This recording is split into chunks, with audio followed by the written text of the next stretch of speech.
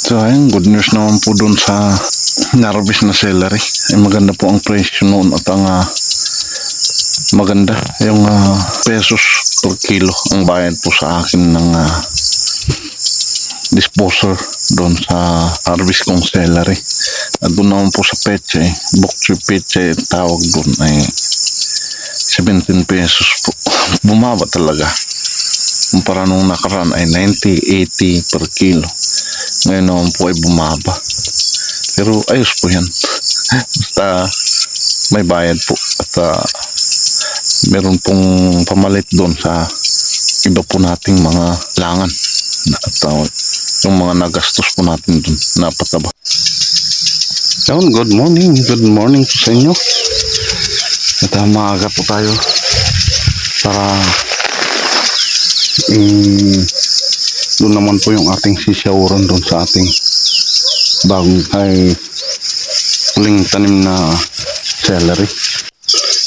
Yan po ay magdamag na nagdidilig para mabasa po ng husto yung lupa para po naman mas lalong lalaki yung ating celery para po agad-agad pang may ma-harvest tayo. Yun. Natin lang pong ilalagay doon sa baba.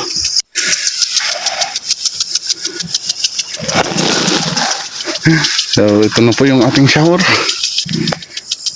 Ating patubig. Kumbaga patubig. Ating patutubigan po ito. Ating celery. So ayan, ito yung aking tinanim na mustasa. Ayan naganda na. Ilang araw lang po yan ay ayos na din. Ito yung tinistin ko na tawag doon, garlic. Yun. Ating tinisting kung pwede. Yan testing tayo kung maganda ba ang magaganap mangyayari. Ayan, para madiligan din po yun at tataniman ko mamayang hapon. Ito maganda na yung celery. Yan yung ating pandilig, pan shower tawag dito si nasishoweran yung tanim. Ang ganda nitong paliguan. So ito natutumba na yung aking pipino. Kailangan ng paakyatin na naman. Ayan. Ito mga tutumba. Lisan na sumusunod sa tali. Kaya kung saan naman kasi dumadapo itong pipino, at yung galamay naman niya ay ito po yung kanilang kinakapit.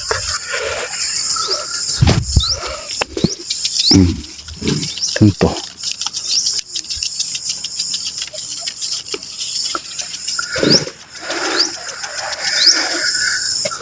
hindi na po natin na-spray kaya magiging organic. Magiging organic po ito. Hindi ko na-spray.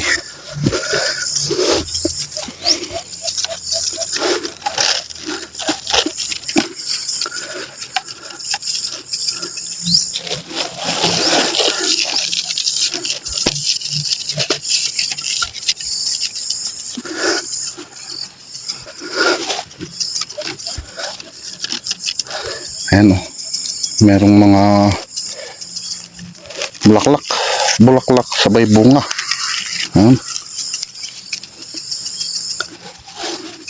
Sana po naman ay magtuloy po yung mga yan. Kaya lang madamo. Sa susunod ay puro trabaho naman po natin ay paglilinis ng damo.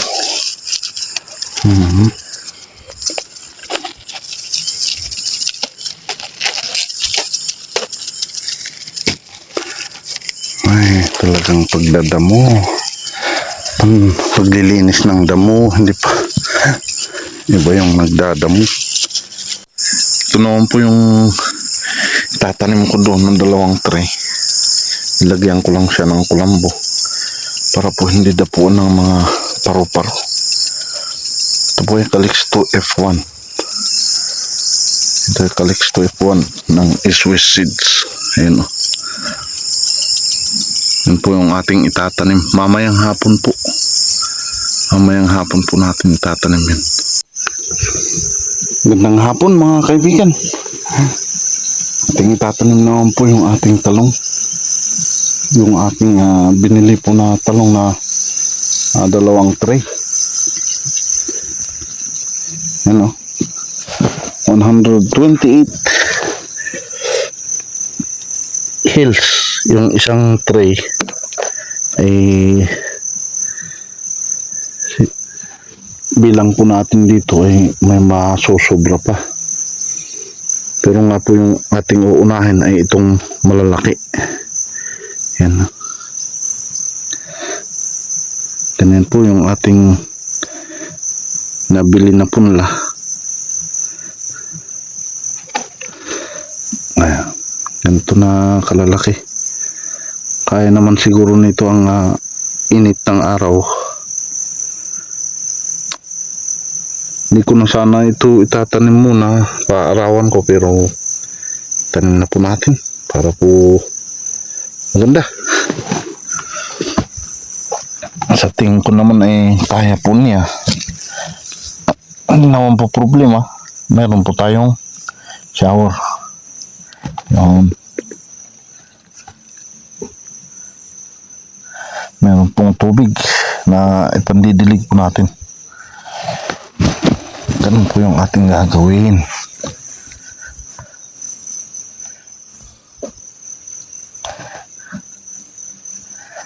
Ayan. Kailangan naman po natin sprayin agad. Ang distansya naman po niya 1, 2, bali 3 dangkal. 3 dangkal ko ang distance pagitan po niya itong aking itatanim. Yan, kailangan po nating mag-spray kasi yan po yung pansin ba ninyo mga lumilipad na yan, dami po niyan. Ayan o, kahit mainit ay pwede po nating itanim itong nakatray. Hindi naman totally mainit, sakto lang yung kanyang init. Pipilihin na po natin ng mga malalaki. Yan ang ating uunahin itatanim muna para po yung naiwan po na may iwan na maliliit.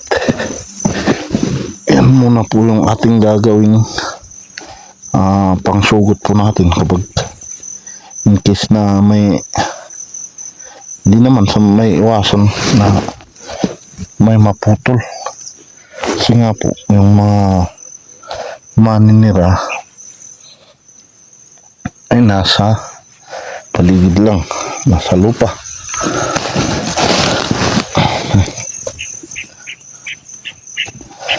Kaya hindi natin may iwasan, pero i-sprayin ko na lang para sigurado po na hindi po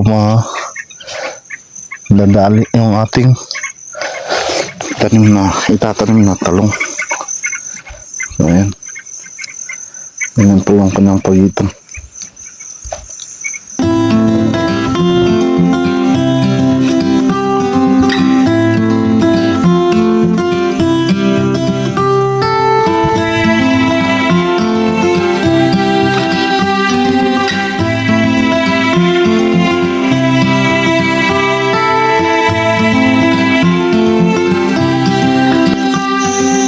Ayan, natapos po natin mataniman po lahat ito.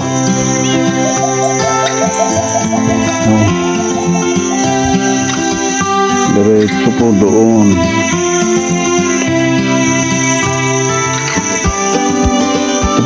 ating natapos ngayon. Ang oras din po ang nakalipas mula nung tayo tanim. Spray na lang ang kulang. Kailangan ko naman sprayan ito kasi pag hindi natin na-spray ay madadali po siya. Siguradong bukas yan ay putol-putol. Nasa 18 piraso sa dalawang tray.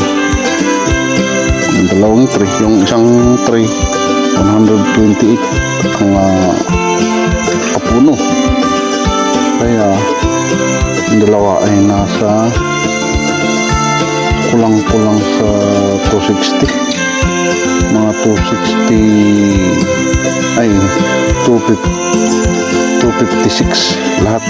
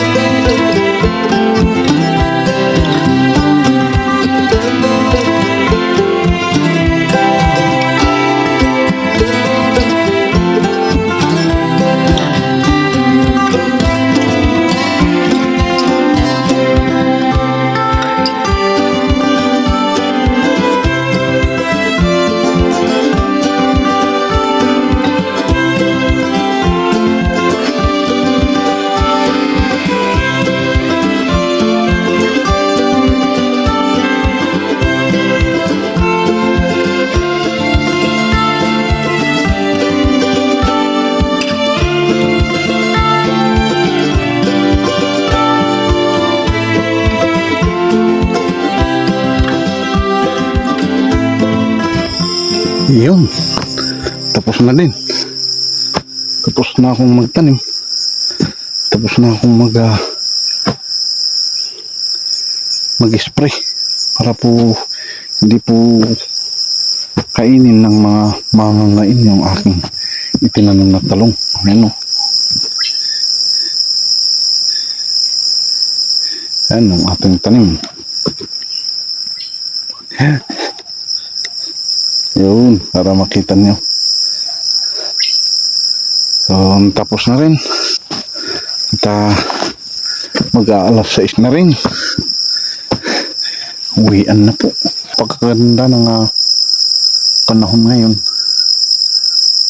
Ayan, medyo lamig lang po. Wala na pong ulan. Kaninang umaga ay umuulan. Ngayon naman po yan.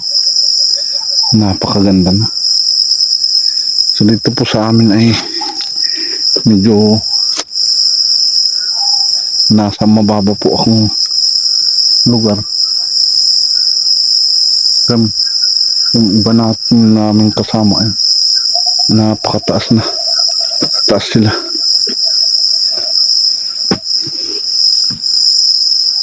Pero hindi naman po ito safe kapag may bagyo. Nadali din dinali rin ng bagyo yung aking tanim dito. So ayan, hanggang dito na lang. Ingat-ingat palagi and God bless. Shout out po sa lahat and happy farming po. Ayan, good night.